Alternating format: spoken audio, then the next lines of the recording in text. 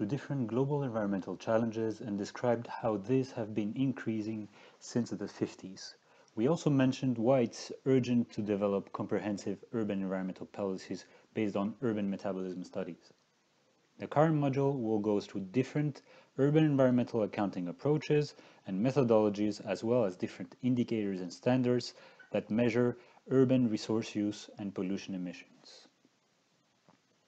Before presenting in this video some accounting approaches, let's start by asking ourselves, why do we need to measure? Well, the saying goes as follows: you can't manage what you can't measure. Without properly accounting urban environmental impact, it is impossible to develop policies. Without establishing a baseline, you can't fix targets and keep track of your progress. Proper accounting also enables the comparison with other cities and case studies in order to identify the most effective solutions. Nevertheless, as we will see in this video, there are a number of approaches that can measure urban resource use, and each approach offers different insights. Let's start with two small examples to illustrate these insights. For instance, this beautiful Sankey diagram shows the interrelationship between some countries or regions of the world. More specifically, it shows you how the final consumption of materials from one country or region, which is on the right side of the Sankey diagram, is impacting the countries that are extracting the materials, which is represented on the left side of the Sankey diagram. For example, the EU, the European Union, which is on the top part, the two top blocks of the Sankey diagram, is responsible for 19% of global material consumption on the right, although it only extracts 13% on the left. This indicates that the European Union is a net importer and that it heavily depends on other parts of the world to satisfy its consumption needs. Perhaps a more shocking example is the one on the right.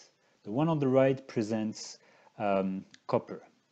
This time Europe consumes, so on the right again, 22% of global copper material, whereas it only extracts 6%, as you can see on the top left of the right graph. The dependence of the European Union is therefore even more highlighted over here. On the opposite side of the spectrum, Latin America, which is signified by LAM here in the middle of the right diagram, consumes 7% of global copper, although it extracts more than 38%. This shows an example of an exporting region, or what we call the producing region. But how do these notions apply to cities? In this figure, we have illustrated three different types of territories. Territory C, on the right, is a heavy producer and exporter. It provides energy and manufactured goods to territories A and B.